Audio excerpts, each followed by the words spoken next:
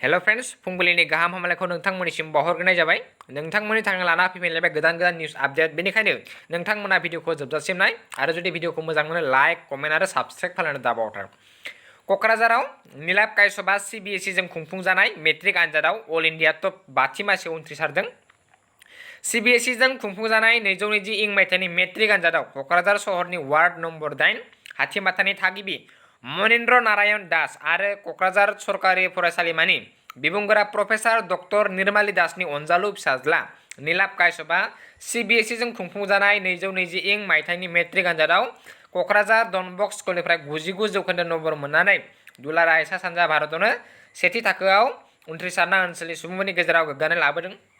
मख'नाय जायोदि नीलाब कायस'बा CBSE जों खुंफुंजानाय मेट्रिक आनजादाव इंराजि आयदायाव 100, सानखान्थि आयदायाव 100 नम्बर, हिन्दी आयदायाव 100, बिगियान आयदायाव 96, ससियेल साइन्सआव 99 आरो IT आव 89 नम्बर मोननानै अल इन्डिया टप 5थि मासियाव उनथ्रिसारनो हायो। बिथांनि उनथ्रिसारनायखौ अखिल हिन्दी भाषी विकास परिषदनि BTC रिजन क'क्राझार जिल्ला कमिटिया दुंब्रुयै बरायो होननानै क'क्राझार जिल्ला कमिटि अखिल हिन्दी भाषी विकास परिषदनि आफादगिरि रन्जित महात आरो गाहाय नेहाथारि अमित शर्माया मोनसे रादाब बिबुंसानि गेजेरजों फोरमायहरदों। तो नैथियाव जोंहा हेमन्त बिश्व शर्माया मैया बुंदों जायफोर सुबुङा कर'नानिफ्राय बारग'बाय बिथांमोनखौ प्लाज्मा होनो थाखाय खावलायदों। बिथाङा बुंदों सासेनि प्लाज्मायानो सानैनि जिउ रैखा खालामगोन। कर'नानिफ्राय हामनाय सुबुं जायफोरा हामदों आरो जुदि 28 सान बारबाय बिथांमोनखौ प्लाज्मा दान खालामनो थिनदों बिथाङा। तो 20 सान जानायफोरखौबो बिथाङा कल खालामनो थिनदों प्लाज्मा होनो थाखाय 104 आव कल खालामनो थिनदों। प्लाज्मा दान खालामग्राफोरा मोनसे फोरमान बिलाइ मोनगोन। बे फोरमान बिलाइया सरकारि बायदि साख्रियाव खामानि होगोन होनना बुंदों।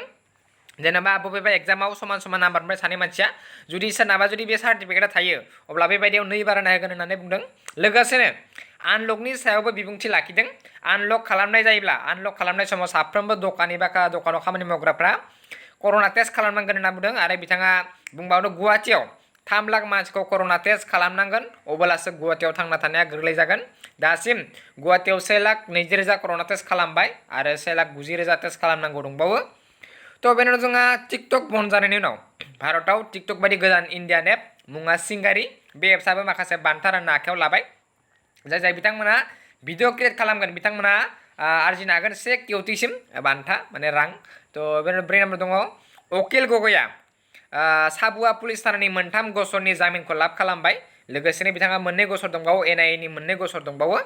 जुदि 21 जुलाइआव बे 2 जामिनखौ लाब खालामनो हायो अब्लासो बेखौ हगारनाय बा लाखिनायनि खौरांखौ मिथिनो मोनगोन। तो बाथियाव दङ जोंहा भारतनि नैथि कर'ना मुलि जायकब-जी बा सेथि मुलियाथ' माबा कभाक्सिन बे नैथि मुलि जायकब-जी बे मुलिखौबो 1000 हिउमेन मानसिनाव माने 1000 नाव हिउमेन ट्रायल खालामसिगोन होनना खौरांगिरिनि सिगाङाव बिथांमोना फोरमायदों। तो बेनि 2 नम्बर दङ हेकारफोरा गेदेर मानसिनि टुइटार एकाउन्टखौ हेक खालामदों। आमेरिकान 44 प्रेसिडेन्ट बराक ओबामा, एमेजननि CEO जेफ बेजस, माइक्रसफ्टनि प्रेसिडेन्ट ब्राड स्मिथ बायदि गेदेर सुबुंनि एकाउन्टखौ हेक खालामो। हेकार्सफोरा मोनसे फोसावदों जे नोंथांमोना बिटकइननि गेजेरजों रां हो जों नोंथांमोना बेनि सोलाय 2 गुन रां होगोन।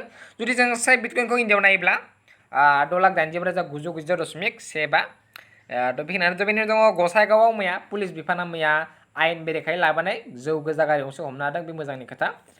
तो 8 नम्बर दङ फावखुंगुर सुशांत सिंहनि गार्लफ्रेन्ड रेहिया चक्रवर्ती बिथाङा टुइटारनि गेजेरजों नखर मन्त्रि निसिम बा अमित शाहनिसिम CBIनि दाबि दैखांदों। मा जाहोननि थाखाय बिथाङा गावखौनो जिउ फोजोबना लादों बेनि थाखाय बिथाङा CBIनि दाबि दैखांदों।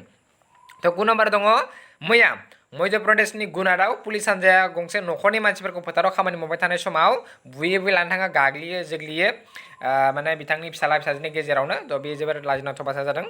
तो बेनि उनाव जोंहा मैयानि कर'ना स्टेटासखौ नायोब्ला मैया आसामाव गासै 899 कर'ना पजिटिभ मोनदों आरो बेनिनो मादाव 899नि मादाव 598 पेसेन्टखौनो कामरुप मेट्र'आव मोननाय जादों। कामरुप डिस्ट्रिक्टखौ मोननैयाव राननाय जादों कामरुप मेट्र' आरो कामरुप रुरेल माने कामरुप गामियारि आरो कामरुप नोगोरारि। तो बेनि उनाव बेनि उनावनो 184खौ जेलनिफ्रायनो गुवाहाटि जेलनिफ्रायनो मोननाय जादों 184। टटेल केसा आसामाव नायजोब्ला 2646 टटेल केसा तो माने 20,646 आरो रिकभार 3,554 एक्टिभ केसेस दङ 7,039 आरो डेटआ जाबाय 50।